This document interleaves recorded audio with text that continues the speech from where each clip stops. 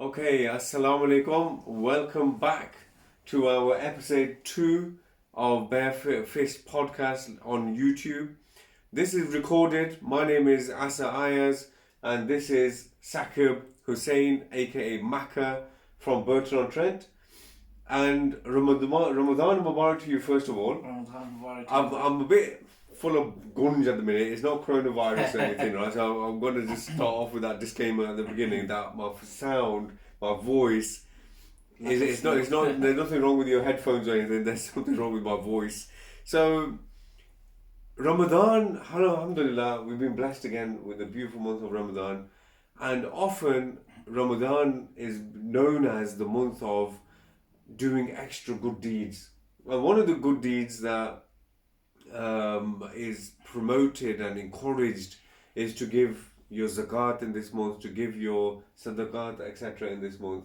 And Sakub is very well known in our community as a person that people can trust to give their money to make sure that there's no cut taken in administration, and to get it to people that really need it on the ground. So whether that be in Afghanistan, in Turkey, elsewhere, Yemen, that money that you'll give Macca, £30, £40, whatever it may be, that £40 will reach that person. Is that correct, Macca? That's 100%. All admin costs, like even for example, we went to Lebanon recently. All travel costs, flights, hotel, food, any expenditure was covered by the actual volunteer itself. Yeah. So every penny that you were donating was going direct to the end user. Yeah, because there has been controversy, hasn't there? Some of the larger charity organisations are taking cuts to run their head offices, pay for the expenses, and these kind of things. I don't know, what's your thoughts regarding that? Because surely that's a necessary evil, if you like. I don't want to badmouth other charities. I mean, they do do a lot of good work as well. I mean, I think some do actually mention that, look, it's going to actually go towards admin costs, which is okay. At least that way you're telling your donors that, look, a percentage of it is going to go to the admin cost, which is not a problem with that, I don't think, personally. Yeah. So, just before Ramadan started, you were out on the field, on the ground. Lebanon, you went to Lebanon. Yeah. What's happened in Lebanon, and why Lebanon? So from what I've gathered is there was an explosion, I think, last year or a couple of years ago. In the port. Yeah, that's had an impact on the people out there. There's inflation there. They've allowed so many Syrians and Palestinians in.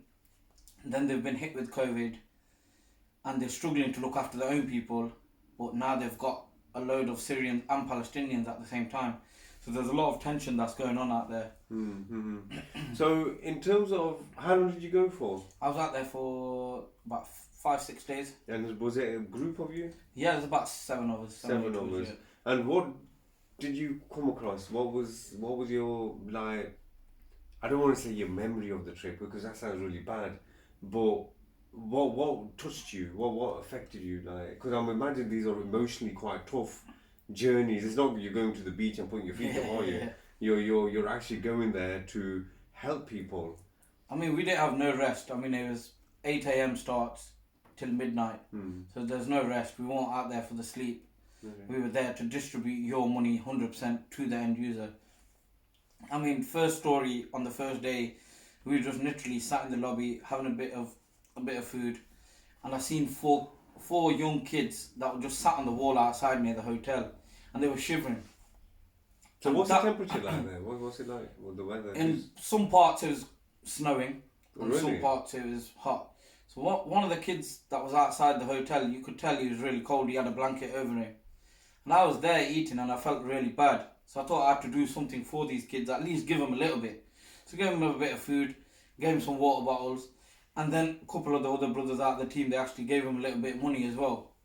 So that little bit that you do give towards them does help a long way. Well, I reward you. You know, I think seeing these scenes, it inevitably you bring them home with you, don't you? There's no on and off button where you can just say, okay, I've seen that, that's I've done my bit. No. And that's it. You know, it affects your very core soul, if you like, wouldn't it? Like, you know, so sometimes you hear of people that, you know what, they're like, I don't know, a priest in a church, Yeah. and they help the community. Well, actually, behind closed doors, they're doing something else. Our ummah is not like that. No. Our ummah, whatever it feels, it kind of embodies that. Yeah. And what do you feel when you get back home? How has it affected your family? You know, your mum, your dad, your brothers, sisters. How they kind of been affected by your trips abroad? And I mean, they were quite worried first, mm, like mothers do, especially the mothers. They always worry a lot. They were quite worried for me to actually go out there. They were constantly WhatsApping me, making sure I'm alright, have I ate. So I mean, looking back at it as well, I mean, my sister even, she was messaging me saying, look, you're doing a fantastic job, keep it up. But if it wasn't for you guys, I wouldn't be able to do this work. But even when I came back, I think I mentioned it to yourself and a couple of other guys that asked me about the trip, is how did you feel when I got back? And I felt depressed. I felt like I haven't done enough. I need to go back out there again to do more. And it's almost like when you come back into Manchester Airport, Birmingham, your bang again is like commercialism. Back to the norm, yeah. Yeah, the shops are selling all sorts of, you got so much variety. But where you've been there and there's, like you say, that little boy outside shivering, how do you reconcile it to the two? That it's almost like two different worlds. I mean, even out there, I mean, not blaming the Lebanese people out there, but they've probably had their big houses before they let the Syrians and the Palestinians in. But you've got one side, you've got like probably a big house, and then all of a sudden, right opposite, you've got a tent. So it's just totally opposite ends of the So you saw that difference between the rich and the poor. And the poor. And I just want to talk about something you mentioned earlier on, about one of the causes about this problem that's been going on in Lebanon, because there's no direct war there that we've heard of. No. There's not been an invasion like what's happening in Ukraine and Russia. It's inflation. Yeah. So the cost of living has gone up. So I've done a bit of research, and the currency there is Lebanese pound. Today's exchange rate, if you want to buy that Lebanese pound, it's £1 sterling is equal to approximately 2,000. Yeah. A Lebanese pound. And it says here, if you want to buy 500 grams, half a kilo of chicken breast, boneless, it's 66,000. If you want to bring 12 eggs, right, is 30,000. Tomatoes, 14,000.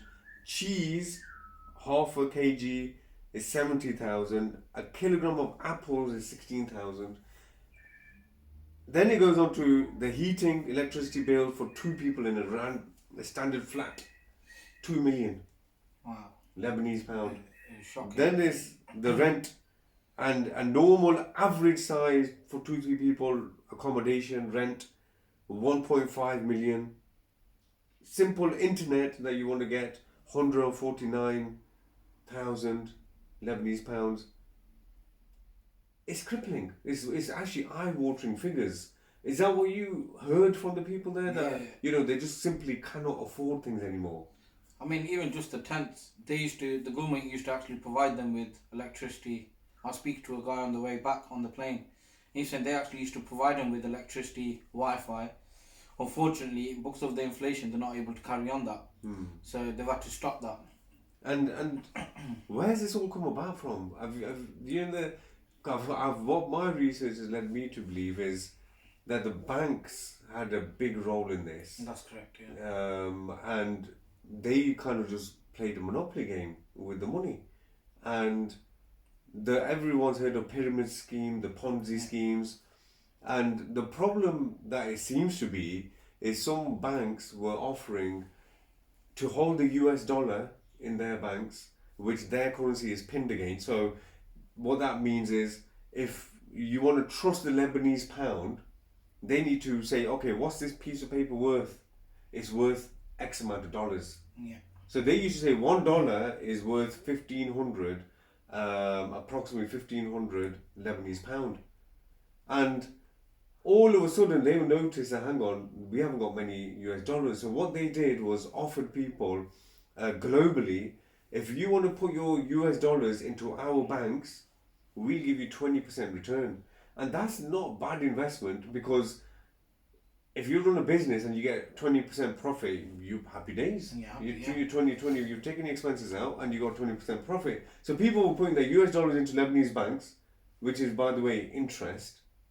And then after a few years, people realized, hang on a minute, this money is actually being taken from the next man in the queue and putting back to me. There's no real US dollars in the banking system. So everyone realized there was a crash in 2019 and there was a run to the banks, and the banks closed the doors.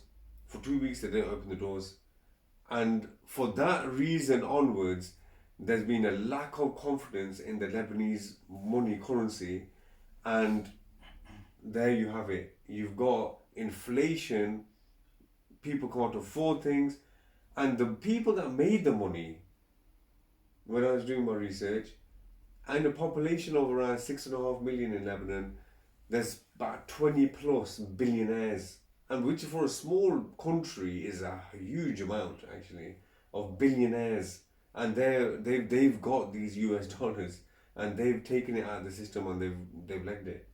So, did you hear any about this? Any kind of gripe against the actual system? How did the system get away with such a zulm, actually, so such oppression, where the rich have got filthy rich, and now they've gone living in other countries like expats, and just so-called enjoying their lives?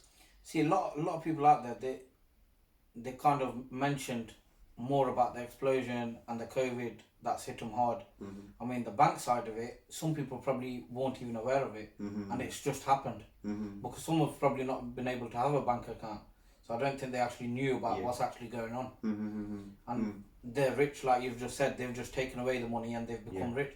I mean, on a daily basis, we used to see like Range Rovers, G-Wagons, and a lot of them have, some of the rich, they've actually gone to California, they've gone to America, they've gone to Australia, places like that, and they're living a lavish lifestyle. And you mentioned earlier about Afghanistan. You got some members of team there as well? Yeah, so a couple of brothers, may Allah bless them and reward them for their efforts. I mean, they've gone, one of them's gone straight away from Lebanon, literally straight from Lebanon airport, straight over to Afghanistan. And it's dire situation there as well.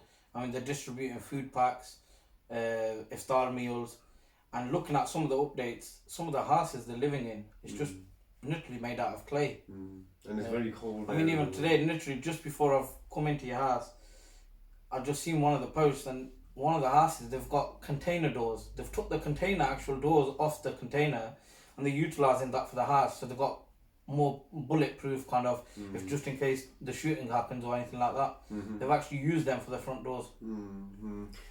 Obviously, everyone knows what happened there. On the way out, America decides to, in its humiliation, it humiliated itself even further by stealing Afghan money, essentially. And now they've got nothing, and subhanAllah, fathers are selling their kidneys, they're selling their daughters just to survive. Yeah. And with this impact on your personal life, how has it changed you? How do you look at money now? I mean, when I first went to my first trip in Rahanli, there was a similar situation out there as well.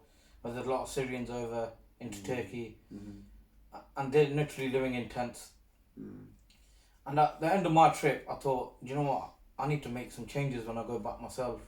So let's start off with one change. What would I do when I get back? What would I change? I asked the whole group, I mean, what would it be that you'd change? And a lot of them said the same as me. I mean, they said that when we go back, we spend a lot of money on just branded clothing. And that is a big thing for myself as well that I used to do, which I admit. But I've actually come about that now. I don't look at that no more. I don't look at brands. So the brand value has decreased in your eyes? Decreased heavily. I'd rather put that £100 or £70 rather than putting it towards a Gucci man bag. I'd rather go feed 2-3 families with a food pack. Yeah. And also there's inflation that's coming into this country now. Obviously, a couple of days ago it was April Fool's Day rather than the Fool's Day, and bills are going up, right? Again, in October, they're going to be going up. We've all seen the petrol price hikes, etc. Yesterday, there was an article from Sky News, actually, that's saying that, 50% of Muslim families are going to be struggling with food, especially during this Ramadan, etc. And there seems to be an emphasis almost about, our money, charity money, should go to this country rather than abroad. I don't know what your thoughts are regarding that. Is that a deliberate ploy? Is that something that should be advocated? Because there seems to be this whole thing of the system doesn't work for people anymore. There's a elite 1% kind of movement going on in the world. In the pandemic, everyone noticed how their bank balances shrunk and the bank balances of the elite increased. In your work that you do, obviously charity, you see the raw end of the deal. Yeah. You see the raw end of the deal. Many people don't see that. They don't even live it. They're in the middle ground. What would you say should be our comprehensive kind of look towards it? Should we be arguing against the elites as well and say, look, why is the system set up like this? Now, for example, in the Lebanon crisis, the hukum from Islam is that any currency in an Islamic country should be pinned against the gold standard and the silver standard. So then you got money which is backed up by something, not against another currency which they did, and which is which can then fluctuate, and then people can, as you see, they're suffering now. So that experiment, so called, has now failed. It is bringing misery to people. Should we advocate that as well as say, do you want this 20 quid in my pocket? That needs to go to the right place as well. I mean, just touching up on what you said at the start there, is that should we help people here? Has it affected them bad here? I mean, if you look at it really compared to what we've got here, even though it's affected, I'm not saying it's not affected anyone. There's people that have lost their jobs, they're struggling to put food on the table.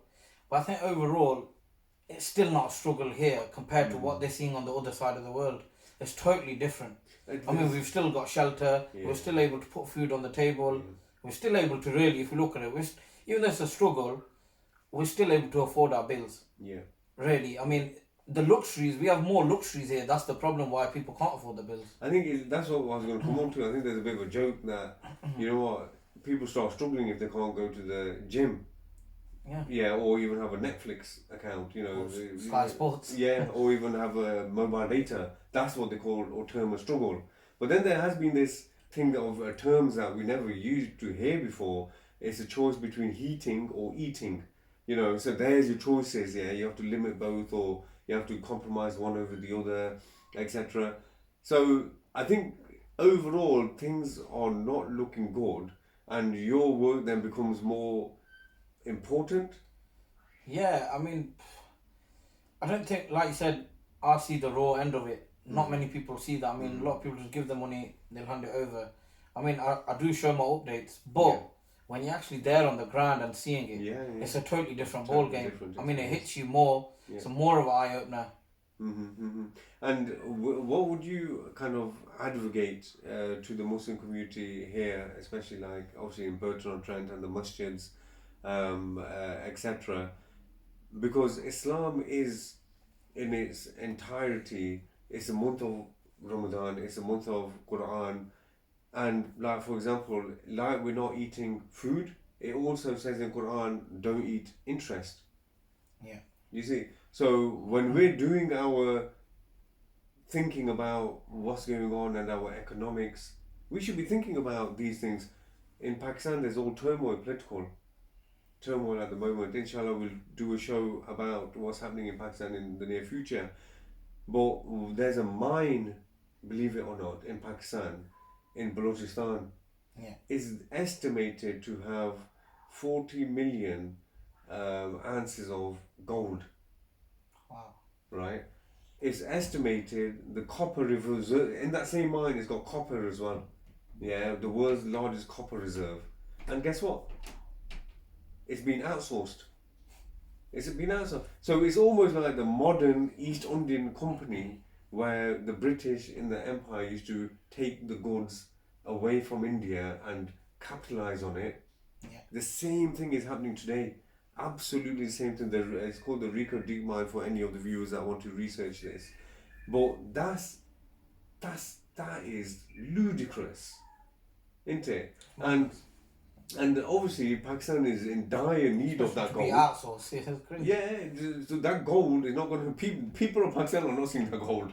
Oh no, they won't. They're not going to see that gold. They're not going to see the value of that currency. Of that copper, or the value of that gold. Because like you said, it's been outsourced. Yeah. The rich are going to get rich off it, right? So alhamdulillah, what the work you do, alhamdulillah, supports the ummah.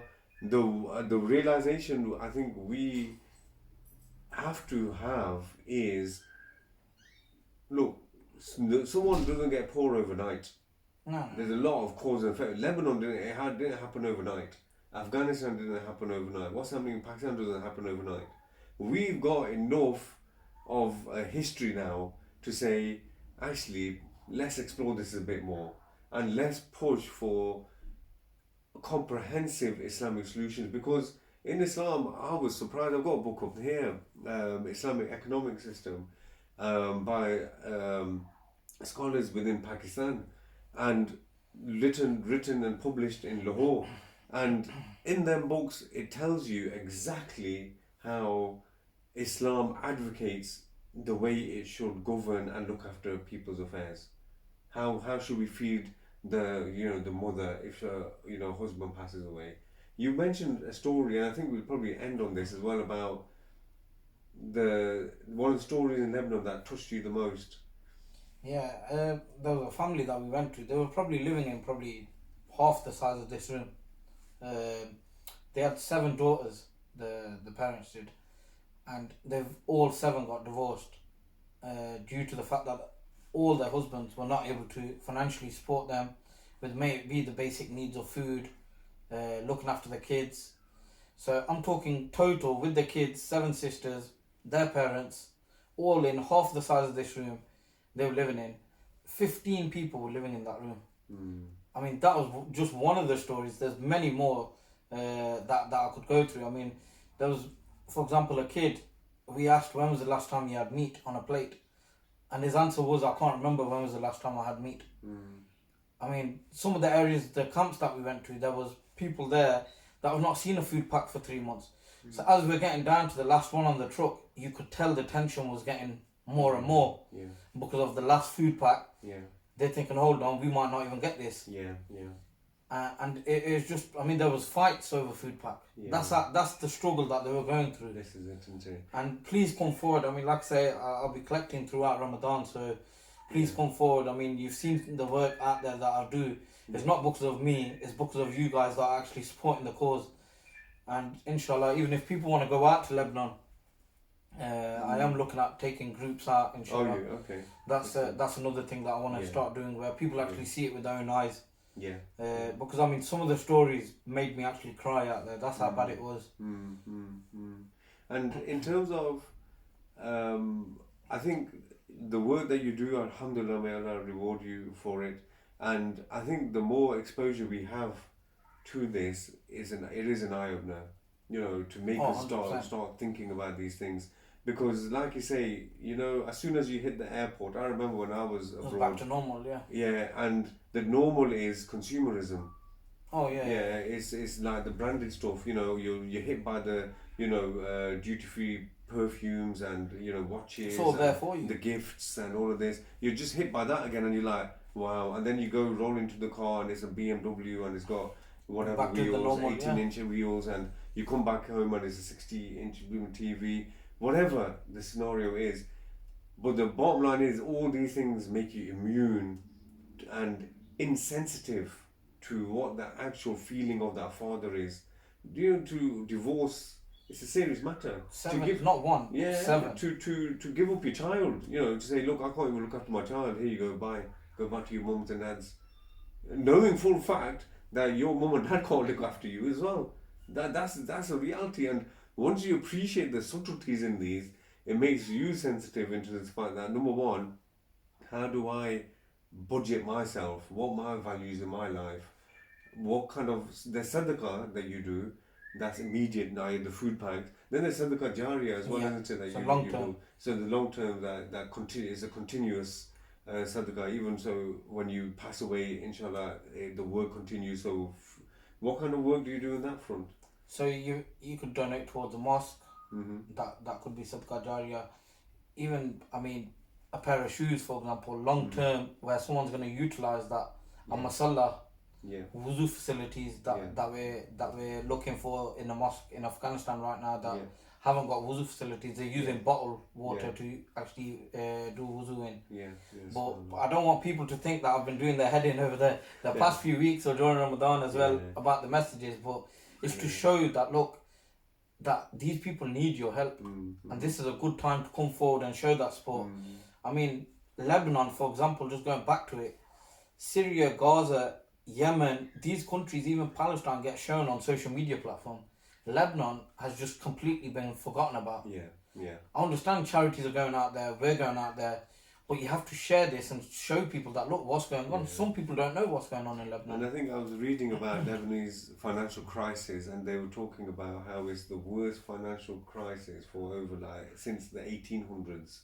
You know, so well over a century. But you've found that out by doing research, or you've seen stuff, or I've given you stuff. Yeah. People are not aware of what's going on there. And even Yemen, hunger there is just on a different level. I mean, when you see when you see some of the pictures and the videos, some of them you don't even feel like watching them. Yeah. I mean, you can see the kids' ribs. That's how bad it is. And you know what? It's almost like it's good that we've got a link direct into there through the means of yourself. The reason why I say that is sometimes you get these NGOs, the IMFs, all of these kind of organizations, and I think when we look at their history and how they conduct business within the Muslim world, is give with one hand and take with the other. Yeah. Completely, right? It's no way of 100% free policy. There's no concept of that. It is a case of, I'm going to give you X amount of money, but you're going to have to do these things within your country. And then they start manipulating the economy, they start manipulating the political system. They do it to get a benefit, basically, out of themselves. Exactly, yeah. So they do it for their objectives. And no, to be honest, it's sort of like, I feel quite fortunate that I've still got links in Pakistan. So my uncle, I know when I speak to him, he says to me, look, people come to my office almost on a daily basis, because he's sometimes based in Kotli in Kashmir, and then or sometimes in Muzaffarbad. And so he said, look, when people come to the office, they'd be pleading with me to give money. So then I'll just like note them down, and then when the zakat time comes or Sadaqah time comes, then sponsorship basically. Yeah. That's right. So then we just give it. We know other charities, like for example Court. We've got local representatives here as well. Then we know Muslim in Hand like yourself. Muslim in Need, sorry. And then Brother Shakir from Derby. So it's good that we've got good links. We've got good links direct. 100%. So bypass all of this nonsense. Yeah. And that nonsense, honestly, that's what cripples us even more. I mean, I'd like to just say as well, some people, they give £30 towards the food pack, £10 will go in the certain charities in their own back pocket, £5 will go towards the admin cost or the electricity or the TV show. Yeah. Whereas we ourselves, £30 is going direct to the end user. We were actually out in Lebanon giving zakat out till the early hours in the morning, and some of the struggles and the hardship that we had to go through, I mean, it wasn't easy to go in the camps at night. It's not as easy what people think that here's the money, go do it. I mean, we wanted to make sure that we get that money direct to the end user and the most in need. Yes. And just to touch on a final point as well, that I think like there was that scandal recently, just pre-COVID it was, Oxfam in Haiti, and how the charity workers were abusing their positions, let's say that. So there were poor people and they were abusing them. And it just goes to show that actually to have someone like yourself, there's a real value in that. It's actually quite honourable to have someone that does this kind of work within the community and who is also an advocate for good things to happen in the future in the Muslim world as well. And I think we've just got to be conscious of that as well, that the charity that we give, that's helping the here and now, and then inshallah the what we advocate as well in the for the Muslim world in terms of the governance. Look, we have budgets in our own home to control. Okay, who's paying the bill? How much bill it should be paid? What's the weekly shopping like? You know, we all got to do it. But for the vast resources of the Muslim world, for the people of the Muslim world, those that are vulnerable, there's no such thing. We're not allowed to speak about it. What's that all about? Yeah. So that's something that we've got to call out, actually. Yeah. We've got to speak out against yeah, it. yeah, Even yeah. with Palestine, Lebanon, Syria. Yeah, We shouldn't 100%. sit back and just Yeah, let it be. During the Zulum, actually, what do they say nowadays? That most of the disasters that we see in terms of poverty is man-made, Yeah. right? And what does that look like? Lebanon, that's what that looks like. You know, Pakistan, exactly. You know, you got the gold sitting in the ground and you've outsourced it. Wow, what are you guys doing? You know, Shocking, innit? shocking. We made the nuclear weapon by ourselves, right? But we can't take gold out of the ground. What's going on here? It doesn't make A sense. lot of them myself. They sold the country out. Unfortunately, Yeah. unfortunately, and that's why to have people with good sentiments that feel the love for the Ummah Muhammad Sallallahu Alaihi Wasallam, it's a blessing, isn't it? And I would like to say personally, thank you to Macca for coming on to the show. I'm thanking you for having me on. And I don't know whether you want to just tell the audience about your taglines. You know, where to find you on the social media. So I think a lot of people are probably sick of me on social media. I'm sure they've all got me. So they've either got my mobile number, so they can just contact me direct for donations and stuff towards Lebanon, Yemen, Syria. I mean, we're working in about 15 different countries: Uganda, Africa, Tanzania, Pakistan. So we are working in a lot of countries there. So please come forward and donate. And I'm not doing this to benefit from it. I mean, I just can't bear it when I'm seeing the kids. They're like my own nieces, nephews, my own cousins. I mean, we can go get a takeaway on a daily basis if you like. These kids haven't had food for days. They're eating breadcrumbs or stuff off the floor that's not even food. I mean, it's rotten stuff. So, I mean, just to see that made me cry. And that's the reason why I'm doing it. I can't see someone suffer like that where they're not getting food on a plate. Yeah. And we're here today filling our plates and then we're throwing half of it in the bin. Subhanallah. Jazakallah khair, Makar again. And it is a blessed month of Ramadan, extra reward to be gained. Contact Macca at your own, time, inshallah. Let's make the most of Ramadan. And inshallah, do dua for the Ummah, that we see better days. We've seen recently a lot of hypocrisy.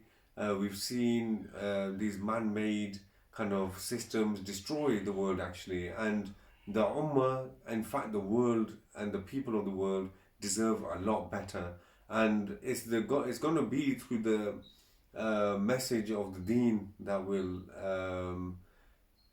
help the people of the world, inshallah. Jazakallah khair.